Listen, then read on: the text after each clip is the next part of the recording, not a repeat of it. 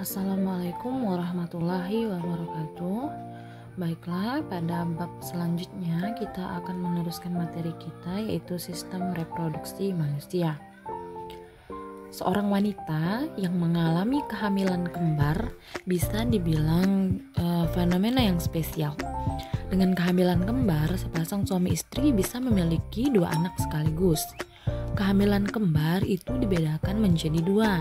Ada yang disebut dengan kembar identik atau monozigotik dan kembar tidak identik atau dizigotik. Bisa kita lihat gambar yang di sini. Ini kalau kita perhatikan wajahnya mirip sekali ya, berarti ini menunjukkan kembar identik. Kembar identik itu dapat terjadi ketika satu sel telur dibuahi oleh satu sel sperma. Sel telur yang telah dibuahi tersebut membelah menjadi dua sehingga terdapat dua janin dalam satu sel telur. Oleh karena itu, berasal dari satu sel telur yang sama.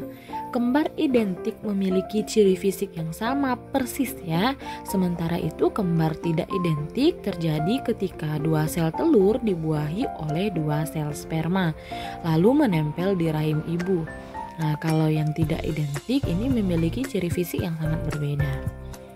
Terjadi kehamilan di dalam tubuh seorang wanita karena manusia telah dianugerahi oleh sistem reproduksi oleh Allah Subhanahu wa taala. Jadi, apa itu sistem reproduksi? Organ apa saja yang menyusun sistem reproduksi manusia? Nah, di sini nanti akan kita bahas ya. Oke, berdasarkan pemaparan saya tadi, itu sebenarnya kalian sudah mengetahui tentang sistem reproduksi manusia. Allah menganugerahkan sistem reproduksi kepada manusia agar manusia itu dapat mempertahankan kelestarian jenisnya. Oleh karena itu, sistem reproduksi sangat penting bagi kehidupan. Tapi sebelum kita mempelajari tentang struktur dan fungsi sistem reproduksi, yang pertama akan kita bahas adalah pembelahan sel. Sistem reproduksi yang akan menghasilkan keturunan yang mewarisi sifat dari kedua induknya.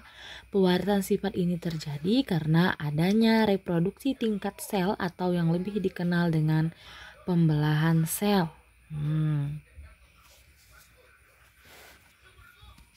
Pembelahan sel itu terbagi menjadi dua. Ada pembelahan mitosis, ada pembelahan meiosis. Pembelahan mitosis itu terjadi pada satu sel akan terbelah menjadi dua sel. Kalau meiosis, dari satu sel akan menghasilkan 4 anakan sel. Nah, ya. Bisa kalian lihat ilustrasinya, kira-kira seperti itulah. Nah, itu pembelahan ya. Dari satu, belah lagi, membelah lagi, dan selanjutnya akan terbagi-bagilah. Nah, angka itu apa? Angka yang ada 46, ada 23 itu jumlah kromosomnya ya. Nanti kita bahas lagi bagaimana itu selanjutnya. Nah, pembelahan mitosis itu menghasilkan dua sel anakan dengan materi genetik yang identik dari sel induk. Pembelahan secara mitosis terjadi pada organisme yang mengalami pertumbuhan, perbaikan atau reproduksi aseksual. Jumlah kromosom sel anakan adalah 2N atau kita sebut dengan diploid. Siklus hidup dibagi menjadi dua fase, ada pertumbuhan atau interfase dan pembelahan.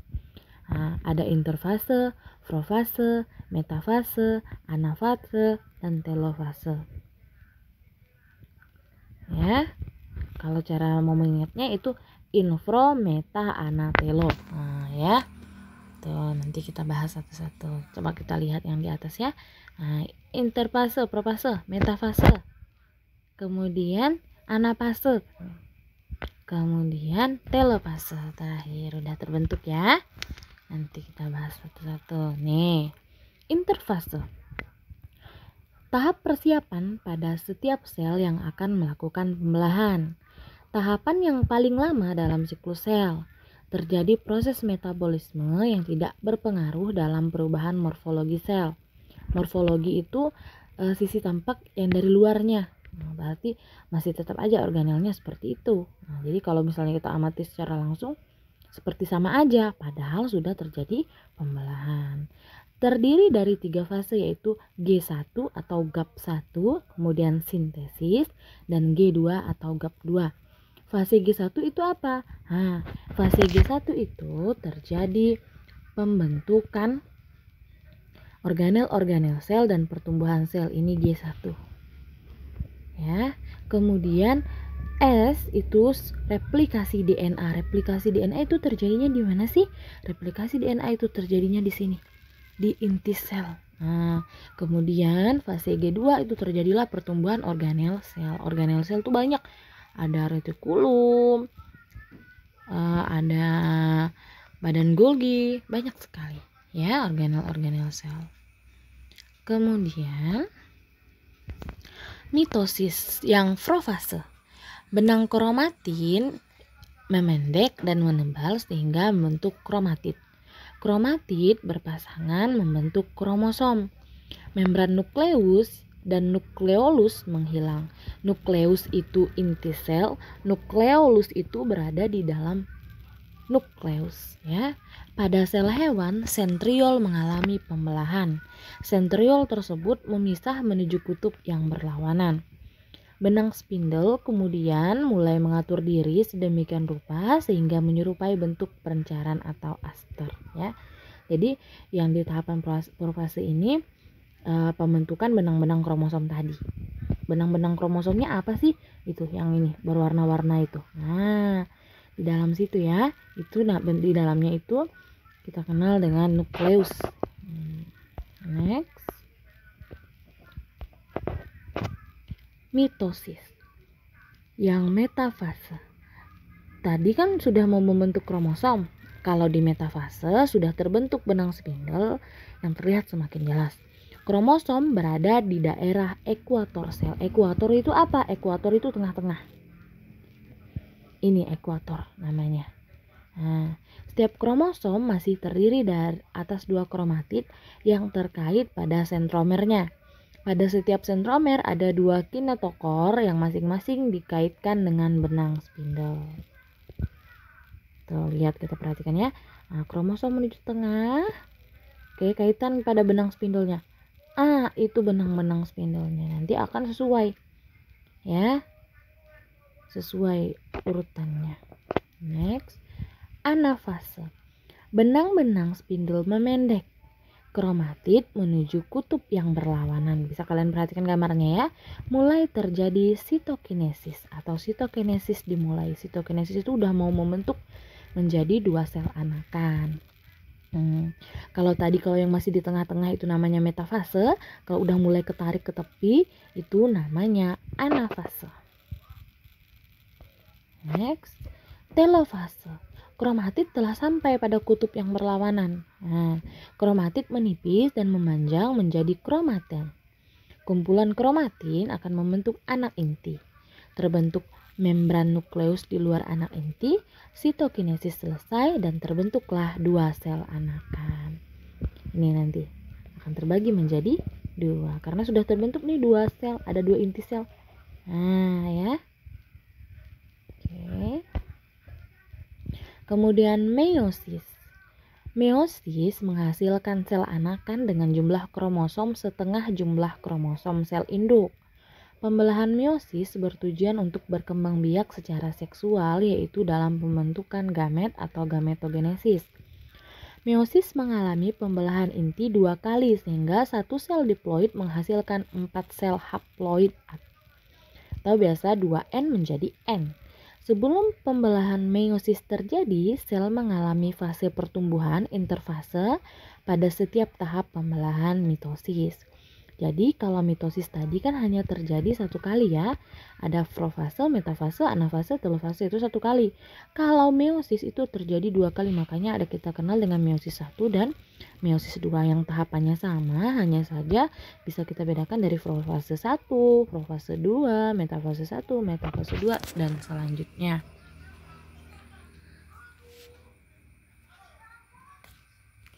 Profase 1. Membran inti mulai menghilang. Terbentuk gelendong pembelahan. Kromosom menebal dan kromosom homolog saling berpasangan. Terjadi pindah silang atau pertukaran segmen molekul DNA yang sesuai di antara dua kromatid.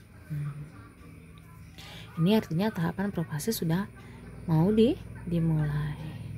Metafase 1. Kromosom homolog atau tetrad bergerak di bidang ekuator. Ekuator tadi ya, tengah-tengah. Nah, dengan sentromer yang mengarah ke kutub. Tuh kalian bisa perhatikan gambarnya, sudah mulai ke tengah-tengah. Masing-masing kromosom berikatan dengan benang-benang spindel pada bagian sentromer. Kemudian anafase. Kromosom homolog ditarik oleh benang spindel ke arah kutub pembelahan sehingga tetrad berpisah dan kromosom bergerak menuju kutub yang berlawanan. Membran sel mulai melekuk di bagian tengah. Tujuan anafase 1 yaitu membagi isi kromosom diploid menjadi haploid. Kemudian telofase. Retikulum endoplasma membentuk membran inti di sekitar kelompok kromosom pada kutub pembelahan. Nukleolus mulai terbentuk. Terjadi sitokinesis yaitu pembelahan sitoplasma menjadi dua bagian sehingga terbentuk dua sel anakan dengan kromosom yang haploid. Oke. Next. Profase 2. Membran nukleus dan nukleolus mulai menghilang kembali. Sentrosom membelah dan sepasang sentriol memisah menuju kutub-kutub yang berlawanan dan di antara keduanya muncul benang spindel yang memencar dari kedua sentriol. Waktu ini lebih singkat dibanding tahap yang lainnya. Nah, metafase 2 tadi kan sudah terbentuk dua sel anakan ya. Nah, dua sel anakan inilah yang akan melanjutkan proses meosisnya. Metafase 2 di mana setiap kromosom haploid berisi dua kromatid ditarik ke bidang ekuator, terbentuk benang-benang spindel, salah satu ujungnya melekat pada sentromer, khususnya di bagian kinetokor, dan ujung lainnya membentang menuju kutub pembelahan yang berlawanan. Anafase 2. Spindel, tadi benang spindel mulai ketarik lagi ke kutub yang berlawanan. Nah, pada akhir anafase membran sel mulai melekuk. Kemudian telofase 2. Kromatid di kutub berubah menjadi benang-benang kromatin. Membran nukleus dan inti haploid terbentuk. Kromosom menipis dan memanjang menjadi benang-benang kromatin. Terjadi sitokinesis sehingga terbentuklah 4 sel anakan yang haploid. Seperti itu.